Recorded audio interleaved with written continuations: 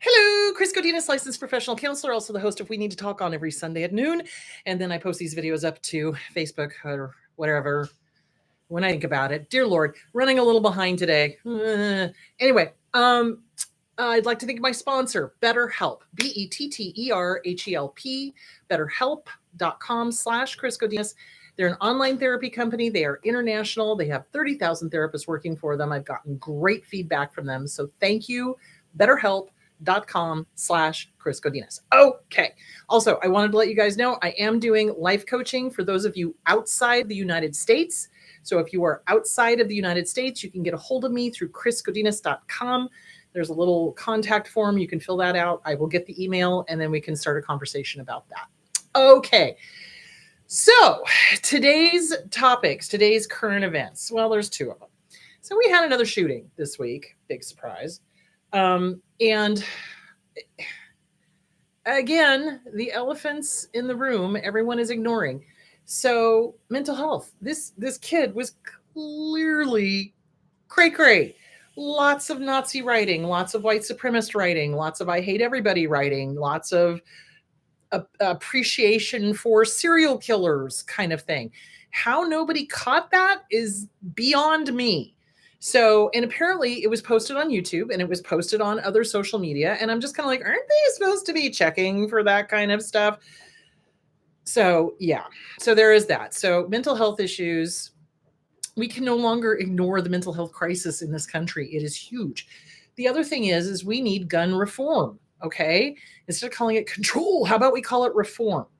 I don't see a reason for anyone to have an AR-15 repeating rifle. I don't even know what this kid used, but in talking to my neighbor who is a gun fanatic, he was like, yeah, there's no reason for non-military to have these rifles that will go through 3 houses. And I agree. And he's a total conservative. So yeah, it's interesting to me that he feels that way. Anyway, the point being is there needs to be gun reform. There needs to be something done about the mental health crisis in this country. Now, second topic, John and I went to go get our updated shots yesterday. We were given an updated flu shot and told we had to go get a Mother May I note from our doctor.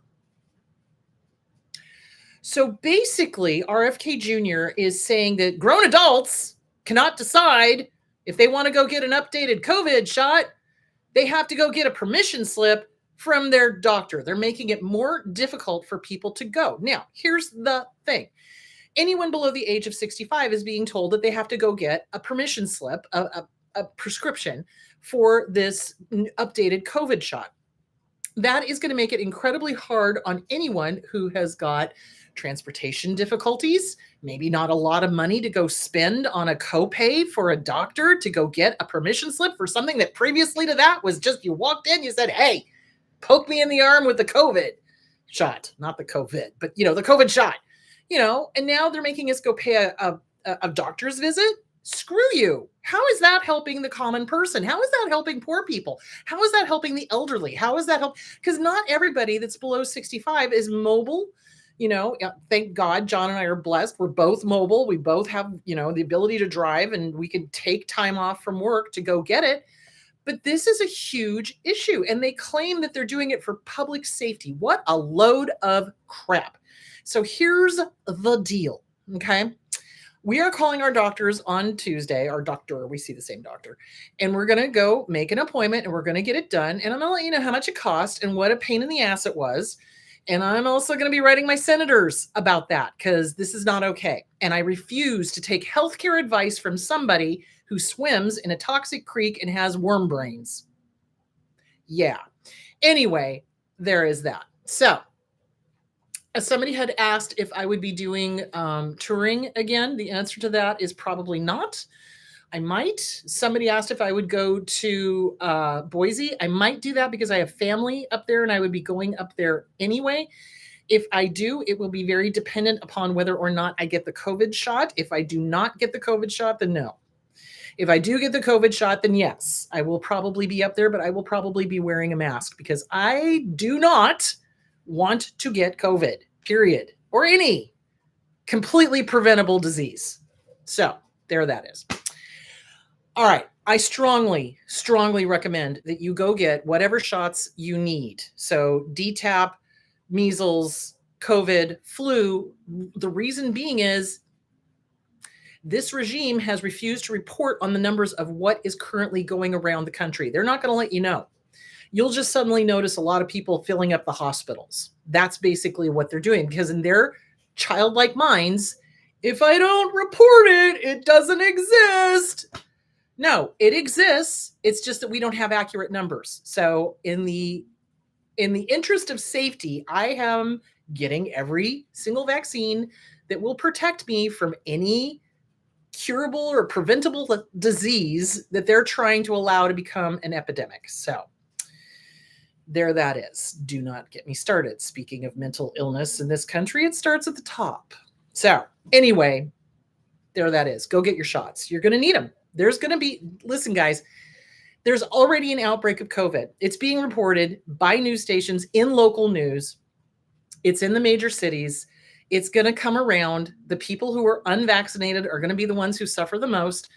And if you're not going to do it for yourself, do it for your elderly neighbor that you're around. Do it for the elders that you take care of or that you're in the grocery store with or whatever. So there's my little rant for today. Okay.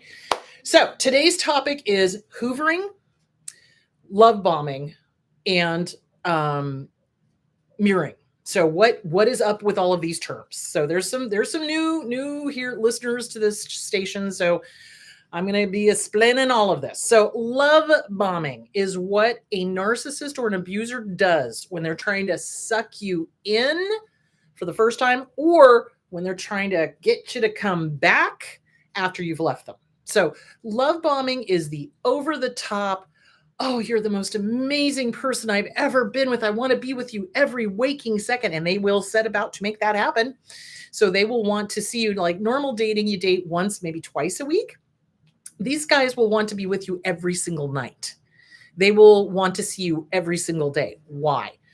Because narcissists, psychopaths, borderlines that have gone way down the line, histrionics, they know that they have to get the oxytocins going to make that connection. So oxytocins are the chemicals that are released by the body that bonds lovers together.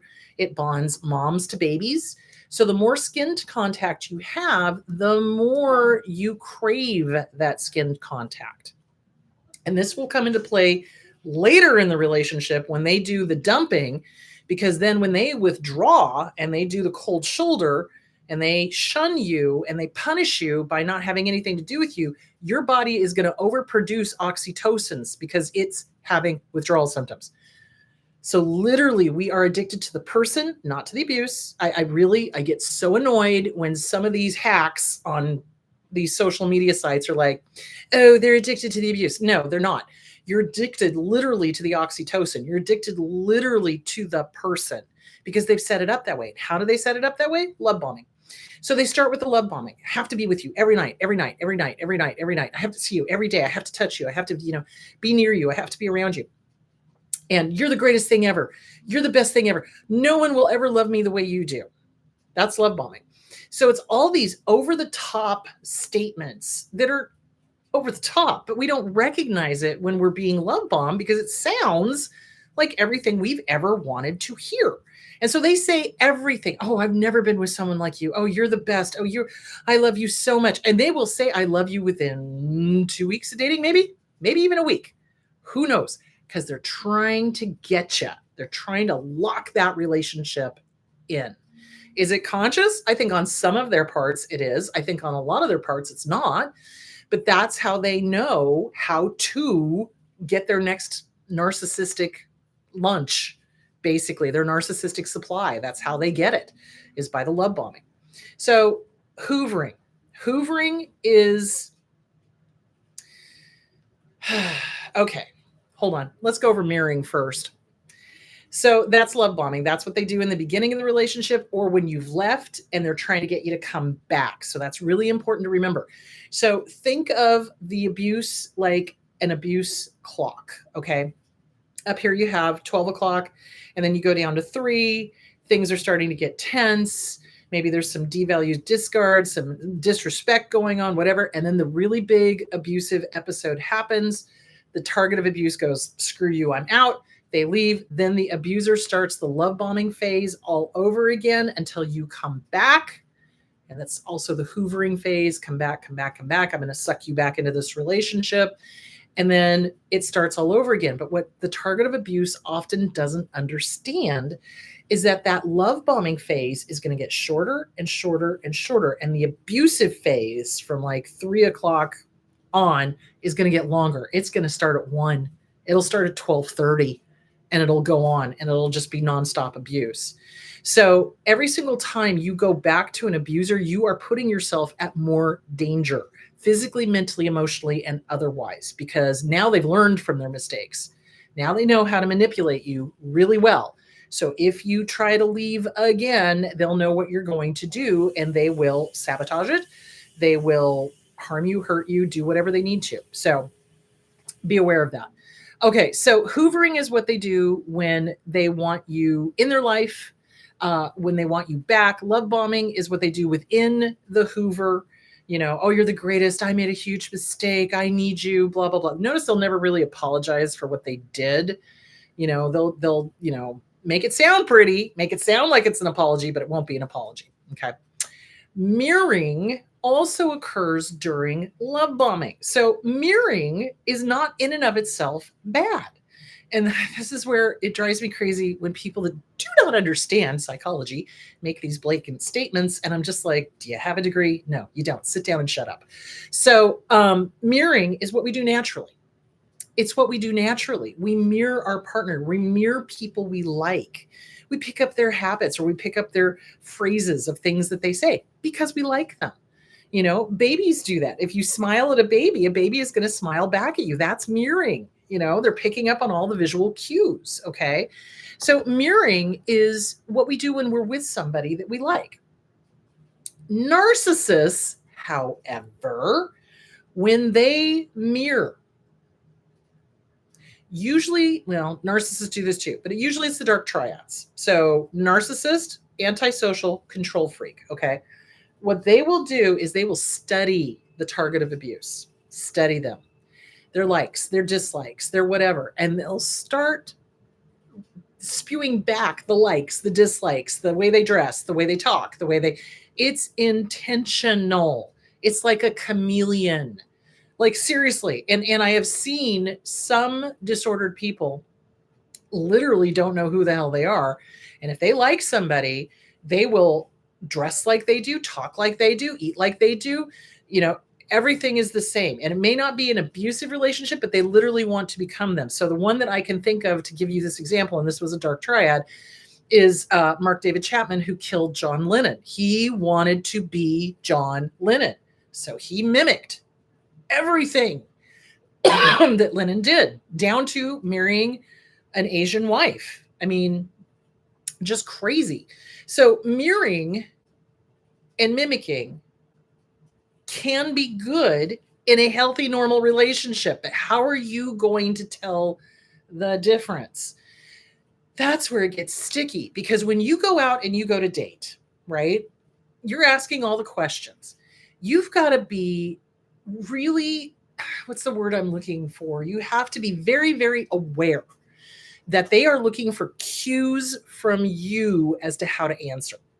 So they'll be like, oh, well, what do you think about that? And of course, we're not thinking, oh my God, they're flipping it around so that they can figure out what I like and what I don't like. In our heads, we're like, oh, that's nice. They're interested in what I think. No, incorrect response. You want somebody who's going to answer your questions and not flip it around and want to know what you think. Because what they're trying to do is they're trying to figure out what you're looking for so that they can tell you exactly what you want to hear. That is why narcissistic relationships, abusive, dark triad, they're horrible.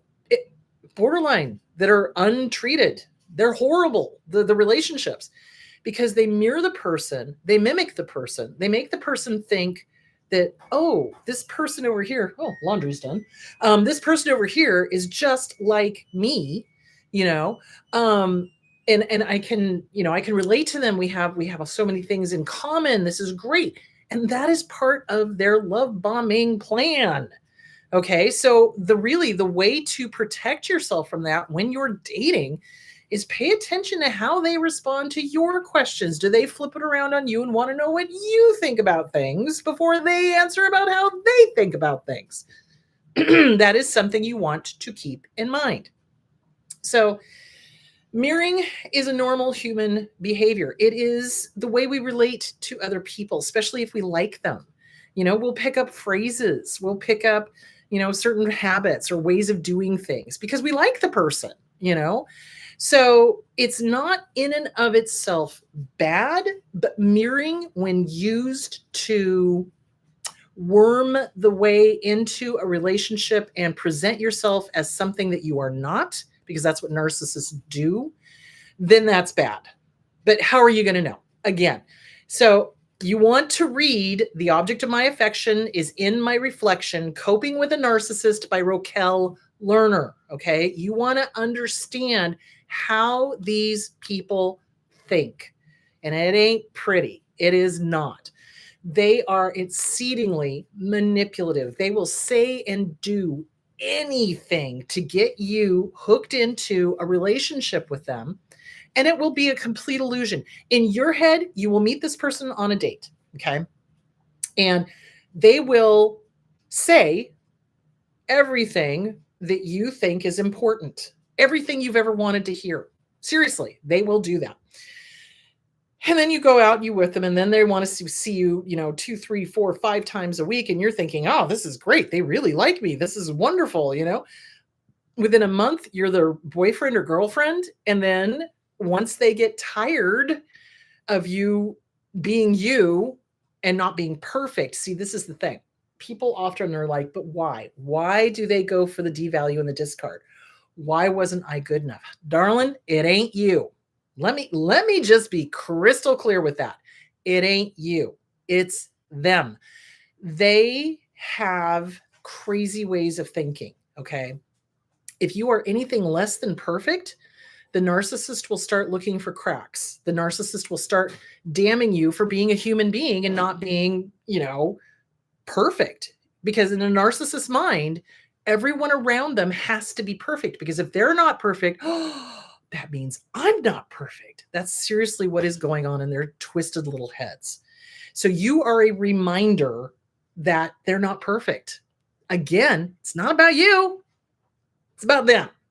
And it's selfish and it's stupid and it's definitely unintuitive, but that is how they think. I have got something in my eye. What the heck? Blah.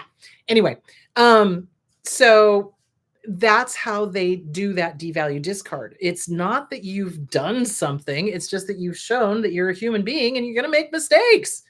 Stuff is going to happen, but they can't tolerate that. They cannot tolerate. Or if you make emotional demands of them. Narcissists do not understand emotions. They don't like emotions. And the only emotions they want you to have are the ones they want you to have. They don't want you to have your own emotions. They're fine with you being angry if they want you to be angry. They're fine with you being sad if they want you to be sad. But if you're just sad or angry on your own or even happy, they will punish you for it. So narcissists are not normal. And in this love bombing phase where they are mirroring us, where they are love bombing us, where they are telling us that we are the greatest things in sliced bread, they're trying to normalize their crazy behavior to us and make it look like romance. It is not romance. Part of the joy of relationships is finding out each other's quirks and kind of rolling with it. That's what you do. That's what relationships are. Nobody is going to be perfect. People are going to make mistakes. It's going to happen as long as they are respectful. They don't devalue, discard. They don't put you down. They don't abuse you. Man, then it's okay. But if they're going to be like, I'm going to devalue and discard you, I'm going to abuse you, I'm going to put you down, I'm going to take the rug out from underneath you, how dare you? That's an abusive relationship.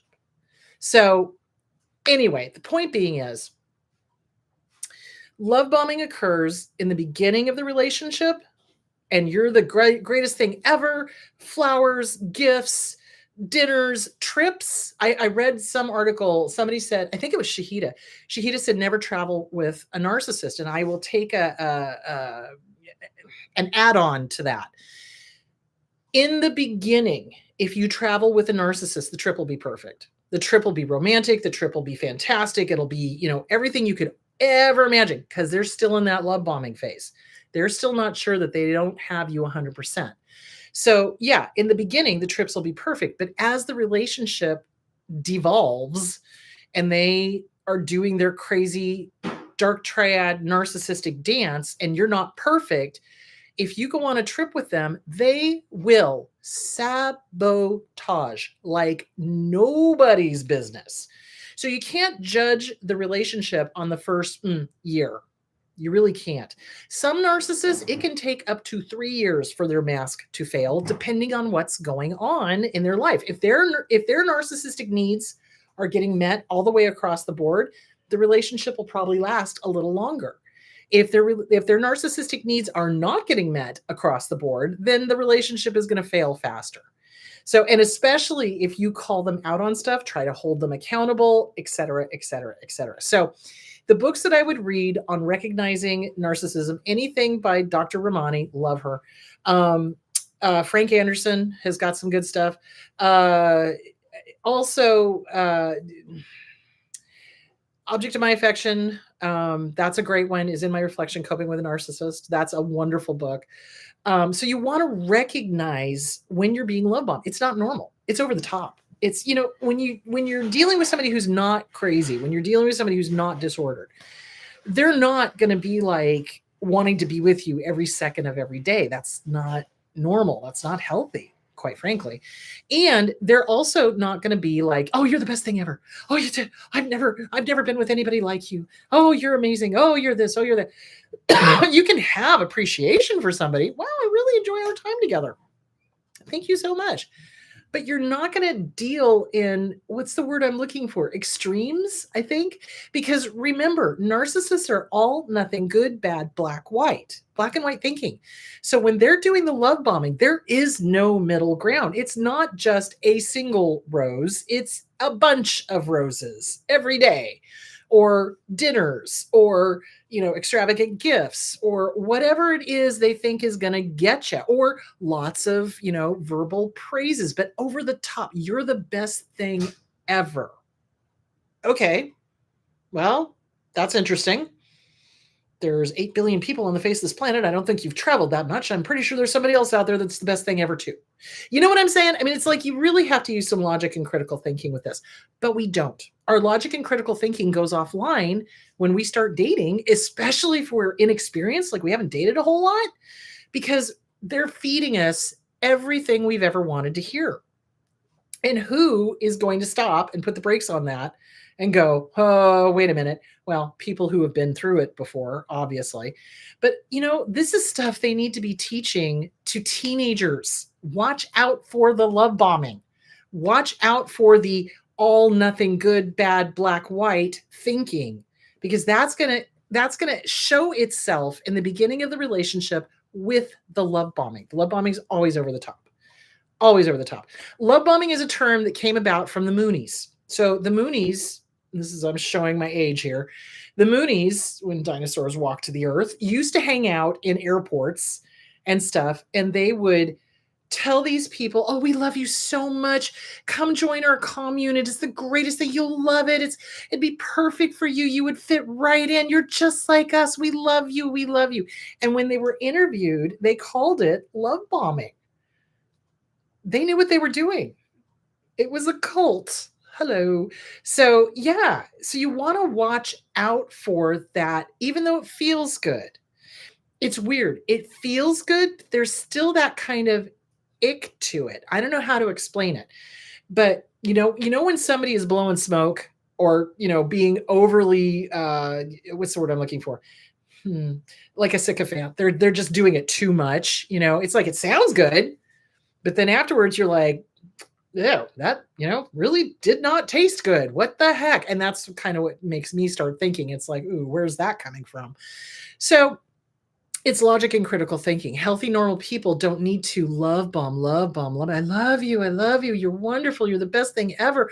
I'll never find anybody like you. Nobody's like you. You're amazing. All the things that we all want to hear because they're nice. They're nice to hear. But when they're done like that, it is a psychological tool that abusers use, that cult members use, that cultists use to get their harem, to get their people, to get whatever. So that is not normal. Mirroring in and of itself is normal. Babies do it, friends do it, we mirror each other, um it's something that we do. It's a social thing, but narcissists do it intentionally. Narcissists, I don't know how to explain. So if you've ever seen a psychopath stare, have you ever seen a psychopath stare? Can't recommend it. 0 stars, creepy. They will literally, they're like looking at you. I don't even know if I can do it, but they like look through you, like they're trying to figure you out for their benefit, if that makes any sort of sense. And that used to happen a lot when I was working at the homeless shelter, because we worked with some pretty nasty sex offenders. And oh boy, I would never be in the room alone with them. Let me put it to you that way. But they figure you out. They do that, intense look. And to somebody who's not used to it or doesn't recognize what it is, that could be seen as a sign of interest. It's not.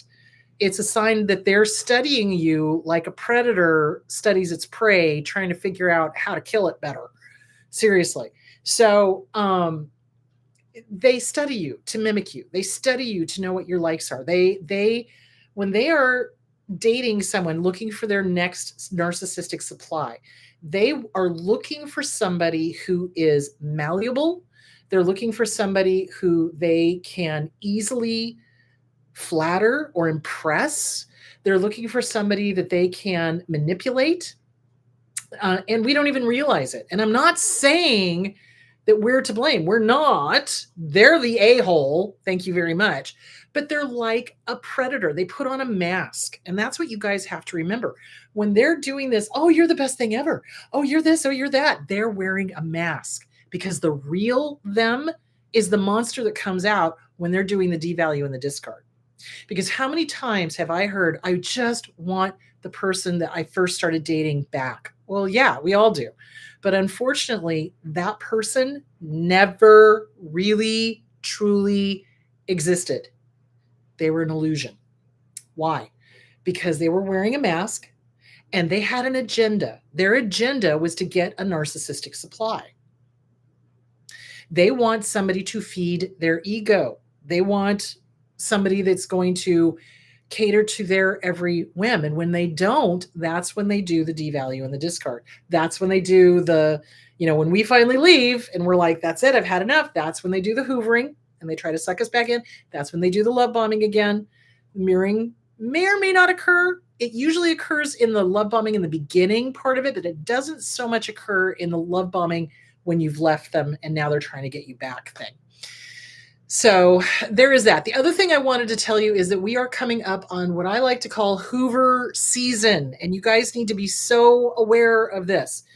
So for some bizarre reason, I mean, it can happen any time of year, but in particular, narcissists, psychopaths, borderlines, histrionics, anyone who is unmedicated, untreated, whatever, love to do the Hoover in the months between October to the end of February.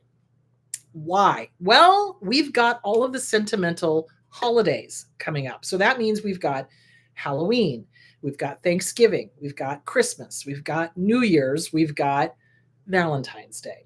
And they will use those holidays as an excuse to try to take you on a walk down memory lane.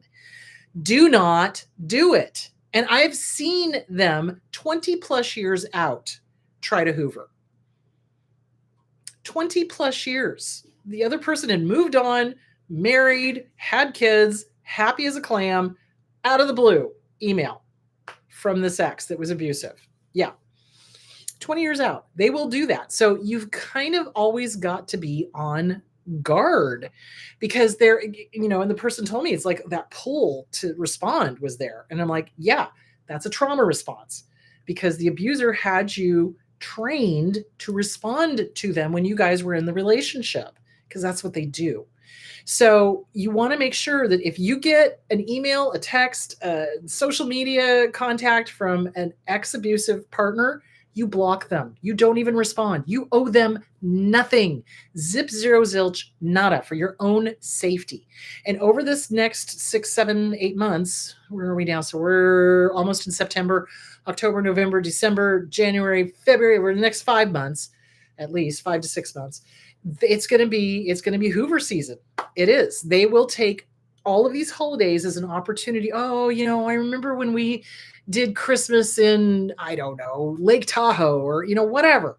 They'll do that, trying to get you to respond. Do not respond. Give them nothing. Do not feed the bear. If you even, oh, great to hear from you, you will have opened the door to the devil. Do not do that. So you don't want to respond. You want to block them. You don't need to say a word. Blocking them, it tells them everything they need to know. Not responding basically says everything they need to know. You don't need to explain yourself. You do not. So Hoovering is going to be going hot and heavy between October and Valentine's Day, especially. So just be aware of that. You may want to write down all the rotten things your ex ever did to you and put it somewhere where you can see it. So if they do Hoover you, that you'll be like, yeah, no, thank you. Thanks for playing. Bye-bye. So that's what you want to do. So, all right. How are we doing on time? I can't see anything. I don't have my glasses on. See, this old age sucks. Just want you to know that. So, all right. But it's better than the alternative. So I will take old age. So, anyway, that is that. That is Hoovering is what they do when you've left and they're trying to suck you back in. Love bombing is what they do in the very, very beginning of the relationship when they're trying to get you into a relationship. It will occur again after you've left when they're trying to suck you back in. Mirroring occurs generally in that love bombing phase. Mirroring in and of itself is not a red flag. But if there's an agenda behind it, if you know for a fact that they don't like hockey and they suddenly are telling you that they love hockey because you love hockey, you might want to take a look at that. Do you see where I'm going with that? So there that is. Okay. Hey, Johnny, what time is it? 12:33. Perfect. See, I can't even see the clock. This is honest to God. Okay, let's get to some questions. Okay. All right. And now I need to make the screen bigger. There we go. Holy cow. Okay. I'm assuming studies are being done trying to understand what causes narcissistic personality disorder, but do you believe there is a solution or is it just something humanity will have to live with? Nature, nurture, okay? Is it nature? Is it nurture? Who the hell knows? We don't know. I do think that people are born without empathy and there is nothing you can do to get them to be empathic. But then again, there are people that are born into horrific families with a lot of abuse, and they're the most empathic people I've ever seen. So, nature, nurture, a little from column A, a little from column B. Will it ever be fixed? I don't know. This is considered a personality disorder.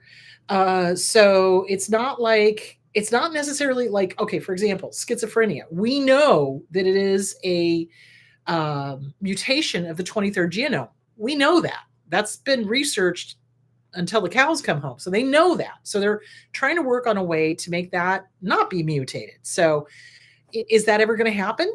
I don't know. Is there a cure for narcissism? No. Now, Frank Anderson says that with intense, and I mean intense therapy, that they can change, but he even admits that it's temporary. And pretty much my experience has been, oh, sure, yeah, they can change as long as there's eyes on them and they have to change. So like if the court system or if there's supervised visitations or if there's, things like that, as long as somebody's watching them, sure, they'll be on best behavior. But other than that, are they really remorseful? A lot of them are not. A lot of them, you've got to understand, I think you're either born with empathy or you're not. Can empathy be taught? I suppose maybe if you get the child young enough. But even at that, I'm not sure. So, it just depends. I mean, that's a neurological question more than a counseling question. And sadly, I do not have that kind of training, mainly because I did not want to spend that many years in med school and that much money. So, but yeah, that's a good question. And I don't know. And it is part nature, it is part nurture. So, and it's also societal. What is allowed? What is okay? What is not okay? What is shunned? What is not shunned? So that all plays into it. It's a bigger picture than just one or the other. It's like there's a whole lot going into that dough. So yeah, so there is that. Okay, do we have any other questions? Is that it? Okay. So next week we are going to be talking about dealing with the narcissistic family members when something goes down in the family, for example, death, how narcissists are just freaking irresponsible when it comes to their own death. We're going to talk about that. We're going to talk about ways to protect yourself. I'm going to see if I can get an attorney to come on with me to help with that. I don't know if they'll be able to, but I'm going to see if I can get that. Because a lot of times what happens is narcissists refuse to believe that they're going to die at all, ever, period, because they think they're God. And so they don't plan for estates, they don't plan, or they use the estate as a manipulation. So we're going to talk about how to deal with all that, how to deal with the siblings, how to deal with a narcissistic spouse or parent that is dying, because they're a handful. So that's what we're going to talk about next week. All right, you guys, go have a great week, and have a great Labor Day tomorrow. And I will talk to you next Sunday.